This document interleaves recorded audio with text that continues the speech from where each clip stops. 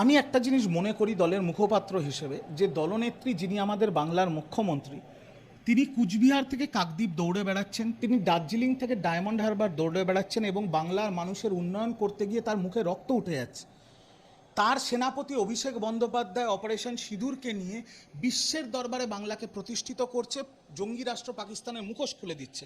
আর আমাদের কিছু সিনিয়র নেতারা তাদের কর্মী সভার বক্তব্যে, যেখানে হাজার একটা ক্যামেরা, হাজার রেকর্ডিং চলছে, সেখানে এমন কিছু মন্তব্য করছেন যেগুলো অত্যন্ত অদ্ভুত, যেগুলোর কোনো দরকার নেই, অবাঞ্ছিত বেকার মন্তব্য।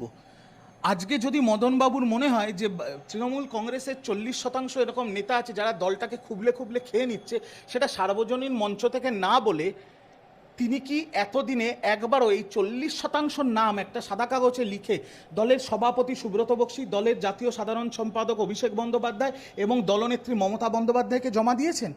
সেটা তো ওনার আগে করা উচিত ছিল। বাংলা হান্টের আরো খবর দেখতে নজর রাখুন। বাংলা খবর মানেই বাংলা হান্ট।